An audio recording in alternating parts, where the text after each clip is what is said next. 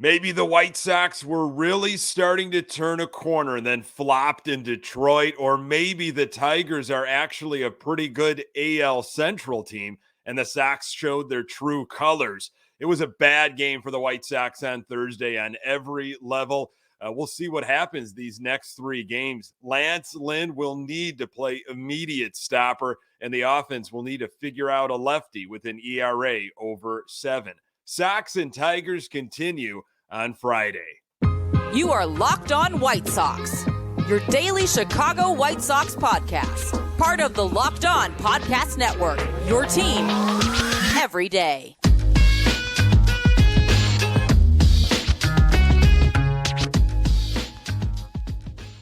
Hey, Sox fans, welcome back to Locked On White Sox. Thank you for making Locked On White Sox your first listen each and every day. We're free and available on all platforms. Follow us on Twitter at Locked On Sox. Also, subscribe to our YouTube channel. Just search Locked On White Sox. This episode is brought to you by RocketMoney. Stop throwing your money away. Cancel unwanted subscriptions and manage your expenses the easy way by going to rocketmoney.com/LockedOnMLB. Hey, I'm your host, Nick Morawski, a lifelong diehard Chicago White Sox fan, recording this podcast just blocks from the ballpark in beautiful Bridgeport. You can find me on Twitter at Nick_GGTB. Locked On White Sox is part of the Locked On Podcast Network, your team every day. Our Chicago White Sox take on the Detroit Tigers once again on Friday. Lance Lynn is on the hill. Catch every pitch of the White Sox hometown broadcast with Sirius XM on the SXM app. Search White Sox. Okay, Thursday was a very bad game. Sox dropped to 21-31 on the season. Sox lost to the Tigers 7-2. Sox are now 7-3 during this 13-game stretch against the AL Central. We'll get to all the details later in this episode. Offense, pitching. Lucas Giolito, he had it at the beginning and then he lost it. He flirted with disaster for a little while, then things crumbled in the fourth inning, lost control and paid for it. Gio did not get out of the fourth inning. Sox pitching issued 11 walks. The two things that were going the White Sox way, starting pitching and bullpen, they fell apart on Thursday, and White Sox offense was rendered ineffective by Tigers pitching and really their own demise, striking out 13 times and walking 0 times. So everybody wondering, were the Sox really turning a corner after Wednesday's series win against Cleveland? Were the White Sox back? And was Thursday, was that just a flop in Detroit, a blip, a speed bump? Will they get right back on track on Friday? Well, here's what players said prior to Thursday's game. This was compliments of the Athletic, James Fegan. We know that we can win this division, said Michael Kopech, putting an eye towards, of course, the 4-game series at second place Detroit. A couple of years ago, we did it. Last year, we didn't live up to our potential, to say the least. We know the kind of team we are. And with this stretch we are about to finish off, I think we can put ourselves in a good position. If only Michael Kopech could pitch every game. Definitely different vibes, better vibes, said first baseman Andrew Vaughn, who has done very little as of late. Clubhouse was strong. We're always talking like we're going to get out of this. Again, I don't think that's been a problem for the White Sox this season, at least what we read. The atmosphere seems to be positive. Every player talks about how it's just a matter of time. Things are going to start clicking. We know the talent we have. Pedro Grifol has talked about it too, that things will get better eventually. This is what Tim Anderson said. We've been mixing in a lot more wins than L's, so I think that's a positive. It's just up to us to keep the energy going.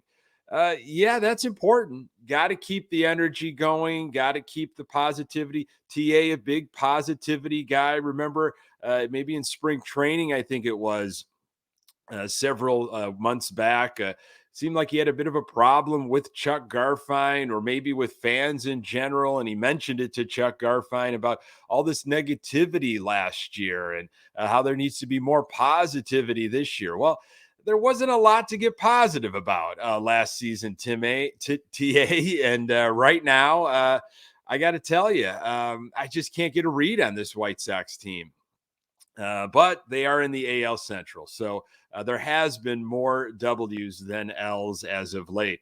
Right now, scoreboard watching and standings and all that stuff is a waste of time, Pedro Grifol said before Wednesday's victory, before they wrapped up that series in Cleveland. My focus now is getting us to play good defense, finding a way to continue to pitch the way we're pitching and continuing to prove with runners in scoring position with 2 strikes, moving runners over and playing team baseball, just improving every day.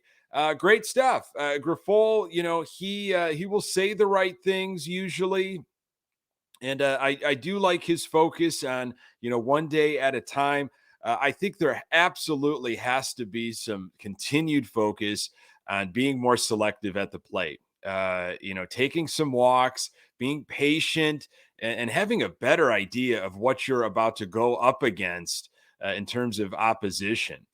This is what Michael Kopech had to say. Again, that outing on Wednesday, after what we saw what Giolito did. And then you saw what Detroit starter did, though, and he put up some historic stuff. Again, good pitching beats good hitting, or just average pitch hitting for sure. This was Kopech's comment. To have a manager that believes in what we believe in as a team, that believes in us the way that we believe in ourselves, it goes a long way. And obviously, there's something to be said for that. It does seem like the team has rallied around Pedro Grifol, and we get, at least I get, a sense that there is, clubhouse chemistry. I think this group is staying together. And I think there's a lot of just shaking heads if we don't really know what's been going on, why we started off the way we started off. I mean, the numbers, can point us in all different kinds of directions individually and as a team. But things have been going better as of late. Is it because they've been stuck playing the AL Central? Or have they really figured some things out mechanically and approach-wise? The art of mindfulness, no matter where you are working, what life has thrown you professionally, personally, you cannot remove yourself from the term mindfulness. It's everywhere this day and age. Just staying focused, staying in the moment, not dwelling on what has been accomplished, but what might lie ahead, but and how you're going to tackle that day. How you're going to set yourself up for success in the moment, that task at hand. White Sox, they got to live in the moment on Friday, but then they have to live in the moment Saturday and Sunday. They really need all 3 of these remaining games in Detroit, in my mind. Again, I think you come out of this 13-game stretch, you come out of it 10-3. That's not bad at all. And to punch maybe Detroit in the face, rough them up this weekend. They're the second place team. They can hit. You throw them some mistakes, they can hit. But when you can't throw the ball in the zone, a team that's traditionally not too patient, you just have to have your bat on your shoulder. And some of those non-competitive pitches, bullpen and starting pitching on Thursday. I mean, come on, Detroit took their walks. They should have done that. That needs to absolutely change. Hopefully Thursday was just a blip for, starting pitching and bullpen, but offense, a little concerned about that. Maybe more than just a little. I'm very concerned. because it hasn't just been going consistently at all. I mean, we've been getting some things in a few innings here and there. The power hasn't really been there consistently. Yeah, you got a home run from Gavin Sheets, which was great, but I just haven't seen.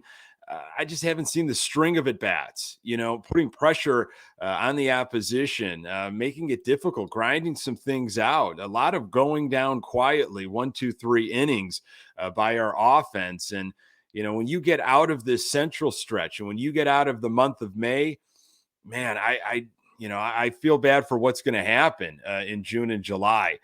There were some updated MLB grades here as Memorial Day approaches, courtesy of The Athletic, and the Chicago White Sox received a D-. The write-up was by James Fegan. It was great. Chances are this team is closer to okay than awful, but a miserable April in all facets of the game for a franchise purportedly in the middle of their contention window has put the White Sox in a far greater hole than any element of the offseason ever could. I don't know why I don't feel like giving a harsher grade to a stretch that included a brutal 10-game losing streak that everyone will be referencing for the rest of the year. I just think I have 0 Fs left to give. Very clever from James, if you read his preseason write-up in The Athletic. So what are the White Sox doing that makes you feel confident beyond the AL Central? I don't know. For me, it was pitching and bullpen, and that could still happen. We got 3 games left in this series in Detroit. And, maybe, flush Thursday, as Pedro Grifol likes to say, and hopefully the Sox can get right back into it. But, that to me is a biggie. Pitching is huge. If you don't have any pitching, again, you're going to have a situation like the Sox had where you just dig yourself a huge hole. The offense, hasn't been much to speak of. A lot of quiet bats all of a sudden.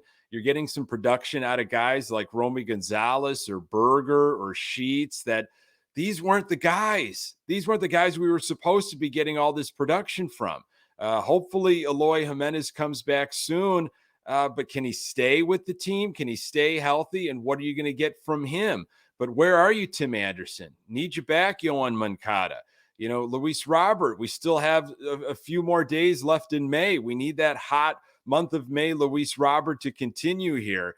And Andrew Vaughn, I mean, God, you have got to figure it out. There are so many players on this team where you're just saying, I expected more. Andrew Benintendi, where's your power at? I like the doubles. I like you getting on base. Not a bad average at all, but where's your power? Because, this team, that's what they were built for, especially at Sox Park. They should be bashing home runs out of that ballpark. So what are they doing right? Pitching and bullpen as of late. I think Thursday was just, I hope, just a setback, a minor setback. But the offense, concerned. I'm definitely concerned about the offense. White Sox pitching, they took the day off on Thursday. And again, offense did very little to bail them out. More on that in a moment. Been telling you about these bird dog pants and shorts. I've been wearing the shorts absolutely everywhere. It's a little chillier in the Chicago area on Thursday. It's supposed to warm up. And of course, we've got a summer ahead of us. And hopefully we get those summer-like temps, 80, 90. You're going to want some bird dog shorts. They feel great. Extremely comfortable, stretchy fabric, makes your legs look great, comfier than any other shorts I own, versatile. Hey, you can go on the golf course, cut the grass, run some errands, go to a Sox game, go to a barbecue, go see family, do whatever you want to do with your life. This short, they will make you do it and feel comfortable in them. Bird Dog shorts, go to their website, birddogs.com/LockedOnMLB. And when you enter promo code LockedOnMLB, they'll throw in a free custom Bird Dogs Yeti style tumbler with every order. The White Sox face off against the Detroit Tigers. Game 2 of the series on Friday. Catch every pitch of the White Sox hometown broadcast with Sirius XM on the SXM app. Search White Sox. Sox fell to the Tigers 7-2 on Thursday. Tigers had a good one on the mound. Faedo, he was, some historic stuff at the end of the day. And the Detroit Tigers have a rich pitching history. But Faedo, right off the bat, TA struck out. Infield pop out from Benintendi. Luis Robert Jr. was back in the lineup. That was a good thing. That was a positive thing. Didn't miss too much from that hip issue. He lined out to shortstop. Quick inning for the White Sox. Bottom of first, Giolito on the hill. Got the leadoff hitter to sit down on an 0-2 slider. At the beginning, Giolito was very sharp. That 0-2 slider was buried in the dirt. Perfect 0-2 pitch. Baez struck out on a Gio fastball. Gio sitting kind of mid-90s, 94, 95, 93. First pitch strikes were key for Gio early on. Changeup was working as well, 80 miles per hour.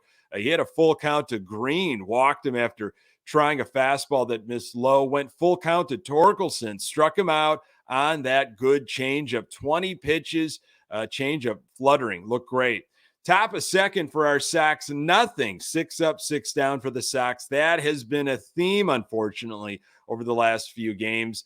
Bottom second, Gio had that changeup going right away. But Vierling, he went down and he got it. Leadoff single over a jumping TA. Speaking of Tim Anderson, he tried to tag Vierling on a ground ball and then to throw out Baddoo, but was not able to do either of them. Detroit was in business with the first two on. It was a jam for Giolito. He had Cabrera 0-2. He got a slider. He hit a slider to Romy Gonzalez, who started the double play. It was a tough ball to pick. Nice play by Gonzalez. A big double play. And then Haas, Gio walked him. So you got runners on the corners with 2 outs. Gio got a ground out to end the threat. Nice work getting around that early Detroit traffic. Top of third, here we go, White Sox. Berger, good to see him get going. A base hit with 2 strikes to lead things off. Romy, a rough at bat, not productive at all. He had no chance on the slider. Faedo, a very good slider, and that was going all outing long. Sebi struggled as well. What new? And then was frozen on a fastball. 2 quick outs. Jake Berger, folks, stole second base. This was huge because Tim Anderson flipped a slider to right field. Berger scored, and TA went to second. 1-0 White Sox early on. What a sequence. Perfect for when you can't hit a home run. You send Jake Berger to steal a bag. Bottom of third, McKinstry got on and stole second. So Detroit trying to steal from the White Sox playbook. Gio into another jam. He walked Green. Pitches were flying out of the zone, and pitch count was climbing at 50 already. A 4th walk issued by Gio. Torkelson reached on a pitcher violation, trying to pitch before the hitter was set. Gio was warned about it, and then he was dinged for the violation. Bases now loaded. Gio lost control. Got to bow the neck. Got to figure it out. Tigers were running on an infield line drive, and they were doubled up. Very bizarre, but thank you. Giolito and the White Sox out of it. After 3, Gio had given up 2 hits, 5 walks, 3 strikeouts, 0 runs, 58 pitches. Top of 4, nothing doing for the White Sox. Andrew Vaughn hit one. I thought it was going to be in the hole, but shortstop handled it pretty well, had some range, and threw out Andrew Vaughn. I thought Vaughn was going to make it easily. Andrew Vaughn is slow, but I think you already knew that. He also has not been hitting the baseball at all. Bottom of 4th, this is when things really crumbled here. Leadoff home run for Baddoo. Slider by Giolito that hung in the middle of the zone. Tie ball game. Trouble brewing. Detroit ended up getting guys on 3rd and 2nd. Nobody out. Gio got a 6-3 ground out, so 1 away. Another walk, and the Tigers had the bases loaded. Gio with 74 pitches on the arm at this point. Baez, Javi Baez, base hit up the middle, 2 runs scored, 3-1 Detroit. Bullpen for the White Sox up and going at this point. Runners on the corners, 1 out, strikeout. Then Torkelson hit a laser to left center. Middle fastball, 4-1 Detroit. Gio was not able to get out of the fourth. Santos finished things up. Top of 5. Gavin Sheets led off the inning with a home run, just barely got out in the right field corner, cut the lead in half, 4-2 Detroit. Then Berger, Romy, and Zavala struck out. Faedo's slider just seemed to set up the fastball. The slider was almost unhittable for our White Sox.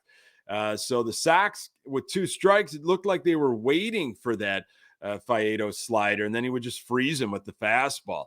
Bottom 5, Santos still in. He took care of business. Sox nothing in the 6th. Bottom of the 6th, you got Garrett Crochet now. There was a hit by pitch, then a base hit by Green. Another Detroit run comes across, 5-2. Garrett couldn't quite get into a groove, walked a couple batters to load up the bases, but got out of it before any further damage was done for the White Sox in the top of the 7th. 1, 2, 3 inning. That was the way it was going. Bottom 7, Crochet still in, leadoff walk, threw away a pickoff attempt, walked another guy, and that was it for Pedro Grifol. He had seen enough, brought Aaron Bummer in to take over. I mean, it was that kind of night for White Sox pitching. Top of 8, still nothing happening for the White Sox. Seby Zavala is very tough to watch at the plate these days. He doesn't seem to have a plan, batting well below 200. I was earlier in the season, I was saying to some friends of mine, like, hey, this guy's got some pop in his bat. He can play some defense, and I kind of am confident with the bat. Boy, those days feel like forever ago. Bottom 8, Aaron Bummer could not stop the bleeding. He allowed 2 more runs to score, 7-2 Detroit. And in the top of the 9th, the White Sox go quietly into that night. Giolito's final line, 3 2/3, 6 hits, 4 earned runs, 7 walks, 1 home run. His ERA just under 4, 3.98. Sox bullpen, 4 1/3, 4 hits, 3 earned runs, 4 walks, 6 strikeouts, 11 walks issued by White Sox pitching. Sox offense, pretty ugly. 2 runs, 4 hits, 13 strikeouts, 0 walks, 1 extra base hit, and that was the Sheets home run. So Tigers starter Alex Faedo is the 3rd Tigers pitcher in franchise history with 10 K, 0 walk, and 3 or fewer hits.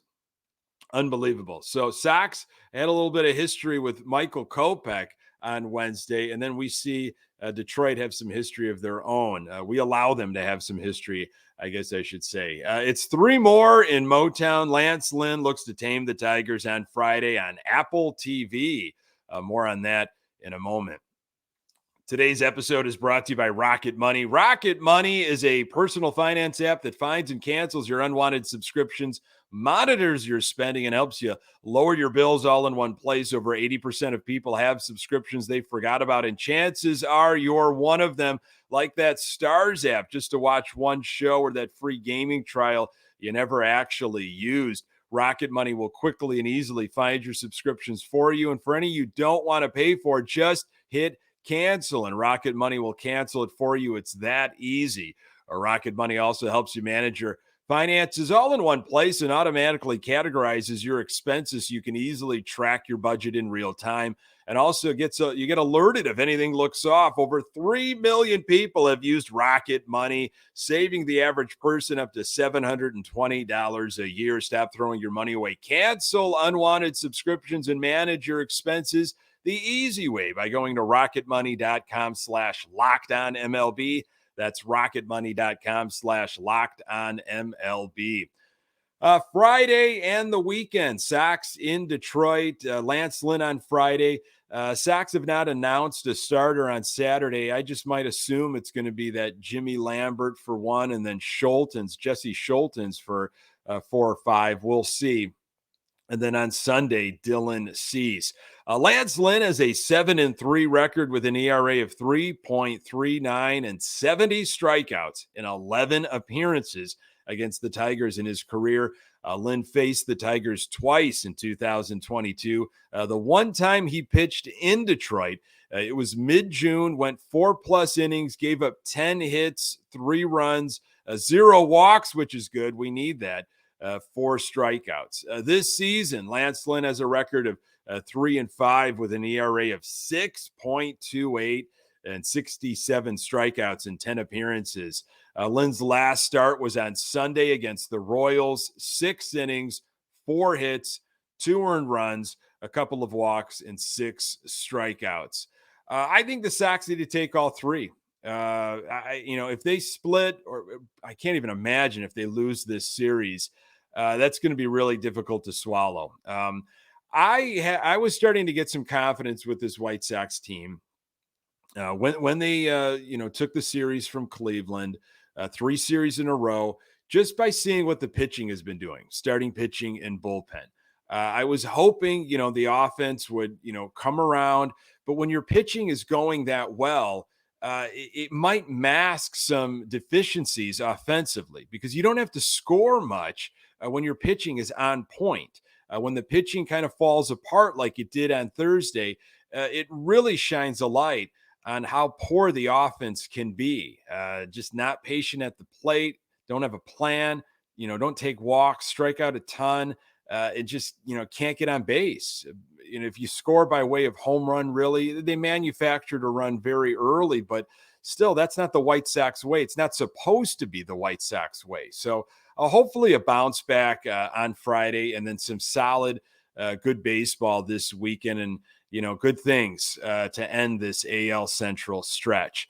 Thank you, folks, so very much for making this podcast part of your daily routine. You can find the Locked On White Sox podcast absolutely everywhere you find your podcasts. We're on Twitter at Locked On Sox. You can find me on Twitter at Nick_GGTB. Hey, don't forget to subscribe to our YouTube channel and get any questions in for a future mailbag episode at lockedonsox@gmail.com. Sox take on the Tigers on Friday in Detroit. Catch every pitch of the White Sox hometown broadcast with SiriusXM and the SXM app. Search White Sox. Hey, thanks for making Locked On White Sox your first listen every day. Hey, everydayers, you know who you are. On the next episode, I will recap the weekend that was for our White Sox against the Detroit Tigers. Appreciate you making time for the Locked On White Sox podcast. I'm Nick Morawski. Until next time, go Sox.